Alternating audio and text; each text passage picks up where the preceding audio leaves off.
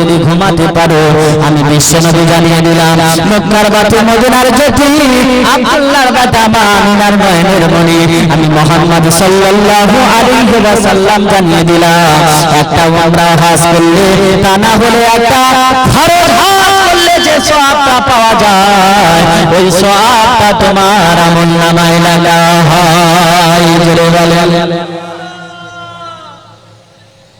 কিন্তু এখন হজ করে এসে নামের আগে আল্লাহর নাম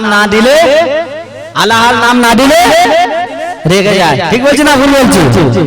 5 ওয়াক্ত নামাজ পড়ে কপালে তার দাগ মক্কায় গিয়ে নামের আগে লাগায় হাজি সাহেব। ঠিক বলছি না ভুল বলছি? চা দোকানে বসে হাজি টেলিভিশন চাই হিন্দি গানের তালে তালে পা দুটি নাচাই। ঠিক বলছি না ভুল বলছি? এত দুঃখ রাখবো কোথায় রাখার জায়গা নাই ভাই, এত দুঃখ রাখবো কোথায় রাখার জায়গা নাই, আমাদের কপালেতে শান্তি বুঝি নাই, সুদে ঘুষে জীবন কাটে করে দুর্নীতি, সেই লোক খাই যদি মসজিদের সভাপতি। ঠিক না? উচিত কথা বললে রে ভাই, ইমামের চাকরি নাই, আমাদের কপালেতে শান্তি বুঝি নাই, সমাজের অসঙ্গতি বলবো কি আর ভাই, গায়ের জোরে বিচার প্রতি সুদের কারবার। আজকের বর্তমান গায়ের যার জোর আছে সেই বিচার পাবে, টাকা যার বেশি আছে সেই বিচার পাবে, কিন্তু অসহায় গরিব মানুষ বিচার পাবে না। তাই কবি সুন্দর করে বলছে সমাজের অসঙ্গতি বলবো কি আর ভাই, গায়ের জোরে বিচার প্রতি সুদের কারবার, এত দুঃখ রাখবো কোথায় রাখার জায়গা নাই, আমাদের কপালেতে শান্তি বুঝি নাই। ঠিক না ভুল? তো যে কথা বলছিলাম বিশ্বনবী বলে আলী তুমি চিন্তা করো না বাবা, যদি প্রতিদিন রাতে যদি 4 বার যদি কলেমা তৈয়বা লা ইলাহা ইল্লাল্লাহু মুহাম্মাদুর রাসূলুল্লাহ সাল্লাল্লাহু আলাইহি ওয়াসাল্লাম এই কলেমা যদি পাঠ করে যদি ঘুমাতে পারো, আমি বিশ্বনবী জানিয়ে দিলাম একটা উমরা হজ করলে যে সওয়াব পাওয়া যায় সেই সওয়াবটা তোমার আমলনামায় লেখা হয়। কলেমা আমরা জানি আজকের 100 ভিতরে 50টা বাড়ি আপনি খোঁজ করে দেখবেন, আপনার বাড়িতে 10 বছরের ছেলে 5 বছরের ছেলে মেসি বল খেলার প্লেয়ার তার নামটা জানে কিন্তু কলেমা জানে না, সিরিয়ালের নায়ক নায়িকাকে তার নামটা জানে কিন্তু কলেমা জানে না, মোবাইলে কেমন করে ফ্রি ফায়ার খেলতে হয় সেটাও জানে কিন্তু কলেমা তৈয়বা জানে না। কটা নায়ক নায়িকা আছে বলে দেবে, ইন্ডিয়া বাংলাদেশ পাকিস্তান সব মিলে বলে দেবে, কিন্তু যদি বলা হয় বাবা তুমি কলেমা তৈয়বাটা সুন্দর করে বলো তো, বলে কলেমা কি জিনিস আমি জানি। ঠিক বলছি না ভুল বলছি? আপনি খবর নিয়ে দেখেন বিশ্বনবী বলেন আলী তোমার জন্য আমার শেষ হজ আর একটা হজ করব রে আলী, তোমার জন্য আমার শেষ হজ হলো আলী তুমি বিছানায় ঘুমানোর আগে আগে একটা ঝগড়া মিটিয়ে তারপরে বিছানায় ঘুমাবে। জোরে বলেন সুবহানাল্লাহ।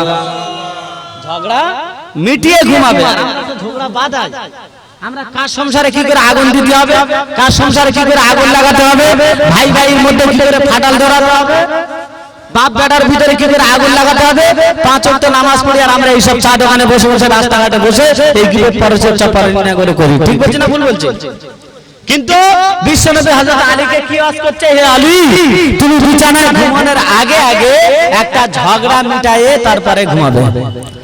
ইয়া রাসূলুল্লাহ ইয়া হাবিবাল্লাহ, আপনি কি ওয়াজ করছেন আমি কিছুই বুঝতে পারি না। ইয়া রাসূলুল্লাহ ইয়া হাবিবাল্লাহ, প্রতিদিন মানুষ কি রাতে ঝগড়া করে, প্রতিদিন কি মানুষ রাতে ঝগড়া করে। ইয়া রাসূলুল্লাহ ইয়া হাবিবাল্লাহ, আমি যখন বিছানায় ঘুমাতে যাব আর ওই রাতে রাতের বেলা কি আমি গ্রামে ঘুরে ঘুরে দেখবো কে ঝগড়া করছে, আমি ঝগড়া মেটাতে যাবো। বিশ্বনবী হাসতে হাসতে বলেন, হে আমার আলী জামাই, বাবা তুমি চিন্তা করো না, চিন্তা করো না গো আলী, তুমি যদি প্রতিদিন রাতে ঘুমানোর আগে আগে যদি আস্তাগফিরুল্লাহ আস্তাগফিরুল্লাহ আস্তাগফিরুল্লাহ আস্তাগফিরুল্লাহ যদি 10 বার যদি পড়ে যদি ঘুমাতে পারো রে আলী, তাহলে একটা ঝগড়া মিটালে যে সওয়াবটা পাওয়া যায় রে আলী, সেই সওয়াবটা তোমার আমলনামায় লেখা হবে। আরো জোরে বলেন না সুবহানাল্লাহ। তাহলে প্রতিদিন রাতে যদি বিছানায় ঘুমানোর আগে আগে সামান্য আমল অল্প সময়ের ভিতরে যদি আস্তাগফিরুল্লাহ আস্তাগফিরুল্লাহ আস্তাগফিরুল্লাহ আস্তাগফিরুল্লাহ যদি আমরা 10 বার যদি পড়তে পারি, তো একটা ঝগড়া মিটালে যে সওয়াব পাওয়া যায় সেই সওয়াবটা আমার আমলনামায় লেখা হবে। কে বলেছে? পৃথিবীর শ্রেষ্ঠ বক্তা, পৃথিবীর শ্রেষ্ঠ শ্বশুর ওয়াজ করেছে আর শ্রেষ্ঠ জামাই ওয়াজটা শুনেছে। এই ছিল সেদিন ওয়াজ। আর এখন তো ওয়াজের নামে হচ্ছে গ্যাজন। এখন যে যত কায়দা করতে পারবে, যে যত হাসাতে পারবে, যে যত সুর দিতে পারবে, তার তত শ্রোতা বেশি। তাহলে শ্রোতাও গন্ডগোল, বক্তাও গন্ডগোল। এই জন্য করে আজ আমাদের ভিতরে রহমত আসছে না, আমাদের ভিতরে হেদায়েত পাচ্ছে না, মানুষ হেদায়েতের জায়গা যায় না বলে আজ মানুষ সেই হেদায়েত পাচ্ছে না। আজকে আমাদের ভিতরে কোরআন নেই, কোরআনকে আমরা ছেড়ে দিয়েছি, কোরআনকে ছেড়ে দিয়ে পৃথিবীর সব কিছু আমরা আপন করে নিয়েছি।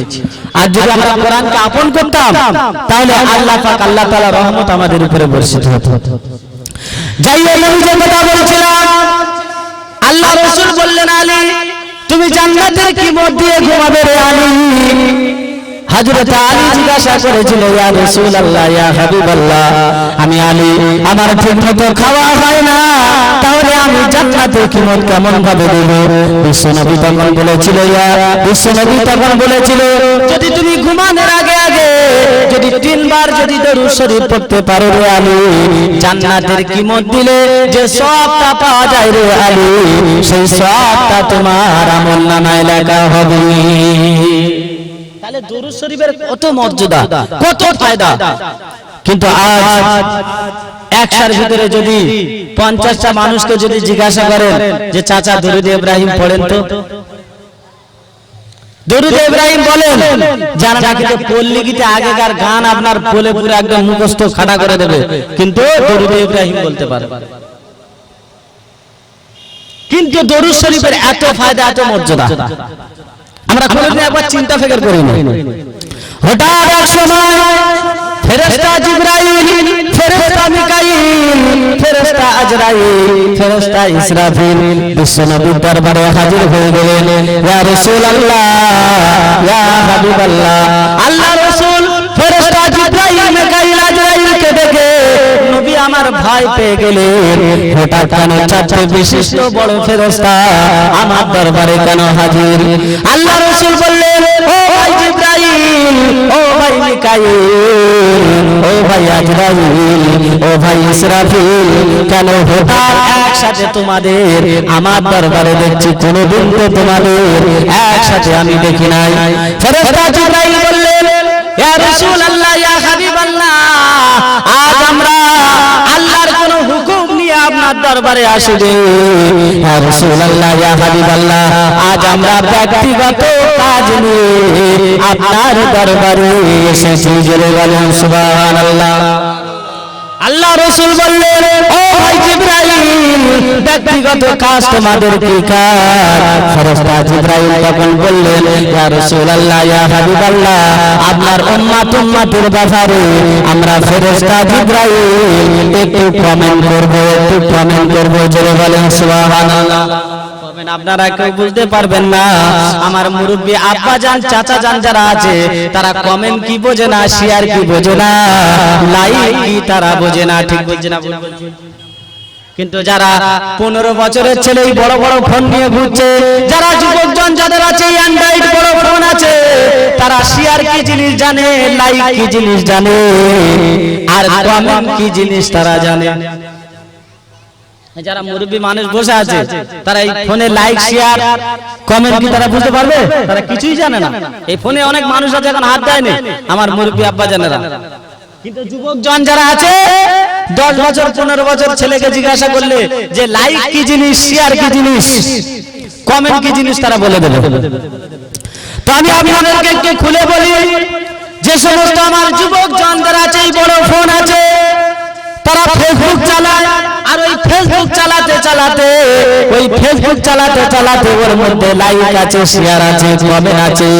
তো কমেন্ট মানে মন্তব্য করা, আর শেয়ার মানে একজন শেয়ার করে একজন আরেকজনের কাছে পৌঁছে দেবে, সে আরেকজনের কাছে পৌঁছে দেবে। আর লাইক মানে আমার এই জিনিসটা পছন্দ হয়েছে, তাই আমি লাইক করেছি, পছন্দ করেছি, একে বলা হয় লাইক। ফেরেশতা জিবরাইল বলে, ইয়া রাসূলুল্লাহ, ইয়া হাবিবাল্লাহ, আপনার উম্মতের ব্যাপারে আমরা ফেরেশতারা একটু কমেন্ট করব।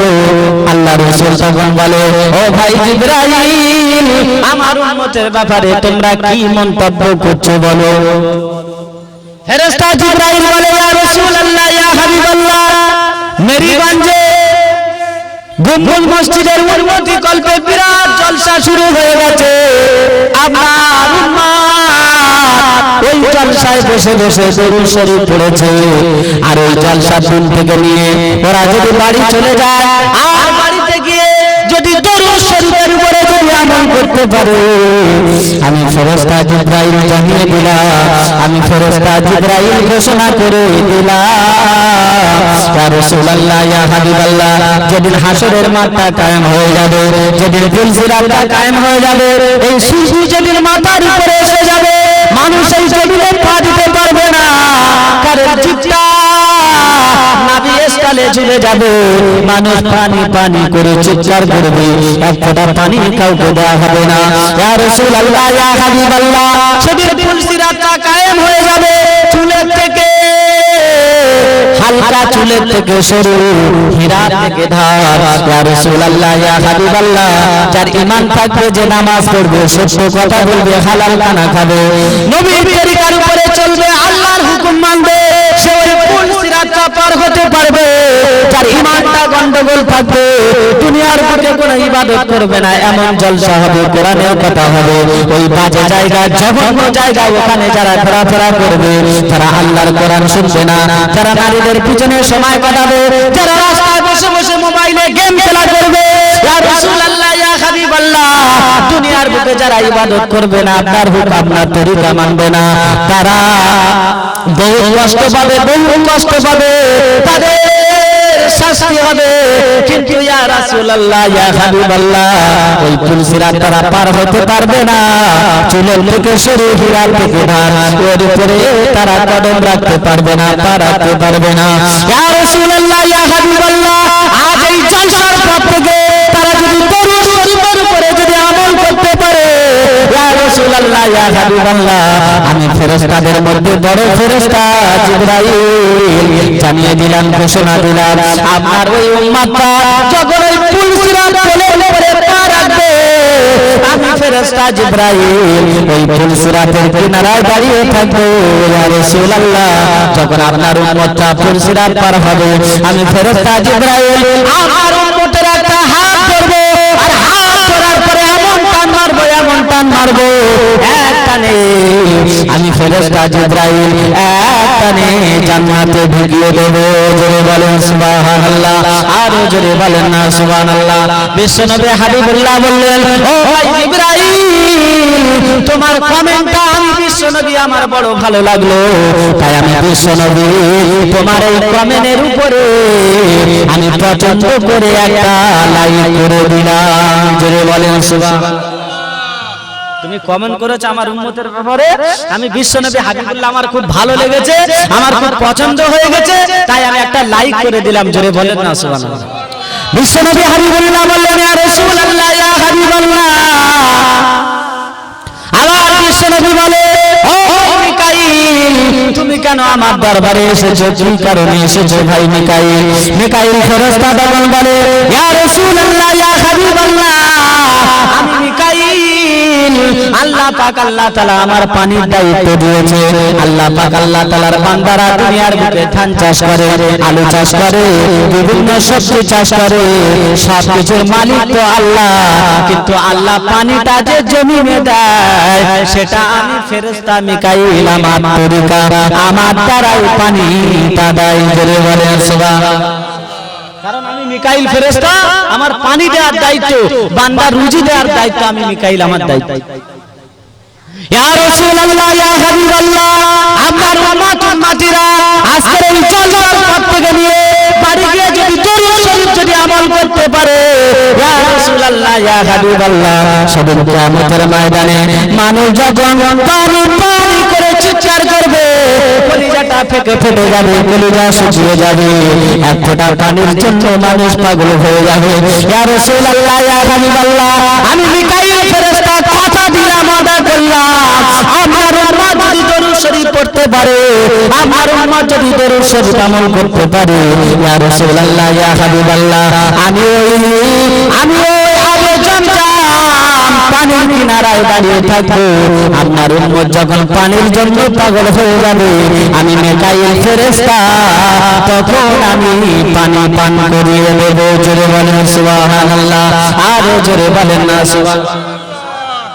একটুখানি পানির পরে রোজ হাসরের মাঠেতে বাবা ঘুরবে ছেলের পিছে, ছেলে বাবার আগে।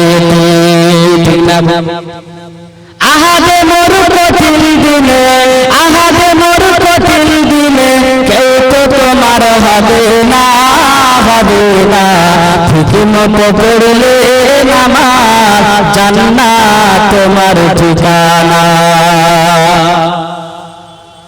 আর আমরা বলছি নামাজ পড়বো না, রোজা করবো না, কিছু করবো না, বছরে একবার শুধু গাড়ি নিয়ে ফুলপুরা যাবো, আজমির শরীফে যাবো, হিল্লি শরীফে যাবো, হুজুরের দোয়া আনবো, জান্নাতে চলে যাবো। ঠিক বলছে না ভুল বলছে? এমনও অন্ধ ভক্ত এখনো পর্যন্ত আছে, নামাজ না পড়লে, রোজা না করলে, হজ না করলে, যাকাত না দিলে, সত্য কথা না বললে, মা বাপের হক না আদায় করলে, পৃথিবীর মানে ওলি তো দূরের কথা, নবী আপনাকে বাঁচাবে না। আল্লাহ পাক কোরআনে বলেছে, নবী হাদিসের মধ্যে বলছে, আমার কোনো বানানো কথা বলছে, আমার বাপের কথা আমি আপনাদের সামনে আল্লাহ পাক আল্লাহ তাআলার কোরআন বলছে। যে সমস্ত একজন সাহাবা হযরত আলকামা রাদিয়াল্লাহু তাআলা মায়ের সাথে সামান্য কোনো খারাপ ব্যবহার করেনি, মানে বউ থেকে মাকে একটু প্রাধান্য বেশি দিয়েছিল, এই জন্য করে মৃত্যুর আগে মুখে কলেমা আসছে না, মৃত্যুর আগে মুখে কলেমা আসছে না। নবীজি মায়ের কাছে দোয়া করছে, আল্লাহ পাক আল্লাহ তাআলার কাছে নবীজি দোয়া করছে, আল্লাহ বলছে, হাবিব তুমি তো আমার বন্ধু, তুমি তো আমার দোস্ত, তোমার কোনো কথা আমি ফেলতে পারি না, তবে তুমি মা বাপের ব্যাপারে আমার কাছে দোয়া করো না। জোরে বলেন না সুবহানাল্লাহ। পৃথিবীর বুকে সবথেকে যদি বড় ওলি থাকতে, আমি দায়িত্ব নিয়ে বলে যাচ্ছি, পৃথিবীর বুকে সবথেকে যদি বড় ওলি থাকতে হয় সেটা আপনার মা আর বাপ। কিন্তু আজ দুঃখের বিষয়, আজকের মা বাপকে বাদ দিয়ে পৃথিবীর ইমাম সাহেব বলো, যত ওলি আছে সবার সাথে সম্পর্ক ঠিক রেখেছে। জলসা যখন কোনো হুজুর আসবে, বড় বড় মাছের মাথা দেবে, ভালো বিছানা করে দেবে, খাসির গোশত খাওয়াবে, গরুর গোশত খাওয়াবে, আর মা বাপের বছর কি বছর পার হয়ে যায়, মা বাপের খবর নেয় না। এরা বলে আবার আমরা উম্মতে মুহাম্মাদি। আমি পুরো দায়িত্ব নিয়ে বলে যাচ্ছি, পৃথিবীর কোনো আলেম কোনো ওলি বাঁচাতে পারবে না, মা বাপ যদি আপনার বড়। আমার আল্লাহ পাক আল্লাহ তাআলা মহাগ্রন্থ আল কোরআনের মধ্যে বলছে, আমার কোনো বানানো কথা নয়, ফালা তাকুল্লাহুমা উফির ওয়ালা তানহারহুমা ওয়া কুল্লাহুমা কাওলান কারীমা। হে আমাদের বান্দা বান্দীরা, তুই এমন ব্যবহার করবি না, এমন কথা বলবি না, তোর কথা দ্বারা তোর মা বাপ যদি শব্দটা যদি পায়, তোর নামাজ কোনো কাজে আসবে না, তোর রোজা কোনো কাজে আসবে না, কোনো ওলি থেকে বাঁচাতে পারবে না, কোনো ইমাম থেকে বাঁচাতে পারবে না। শুধু তাই নয়, আরো আল্লাহ পাক কোরআনে বলছে, ওয়া'বুদুল্লাহ ওয়া লা তুশরিকু বিহি শাইয়্যা ওয়া বিল ওয়ালিদাইনি ইহসান। কি বলছে আল্লাহ? আল্লাহ বলছে, বান্দা তুই আমি আল্লাহ আমার ইবাদত করবি, আর আমার ইবাদত করার পরে তুই মা বাপের হক আদায় করবি। আর আমরা কি করেছি? ঈদের দিনে ইমাম সাহেবের সাথে এমন ভাবে মিলিয়েছি, ইমাম সাহেবের সাথে এমন ভাবে মোসাফা করেছি, যখন ইমাম সাহেবের সাথে কথা হচ্ছে কি সুন্দর মুখে যেন পুরো মধু ঝরে পড়ছে। আর বাড়িতে যখন মার সাথে কথা বলছি যেন মুখটা এমন হয়েছে বাংলা পাস মনে হচ্ছে যেন আইনা ঝড় উঠেছে। ছেলের মুখের দিকে তাকাচ্ছে মা, মনে হচ্ছে যেন মুখে আইলা ঝড় উঠে গেছে।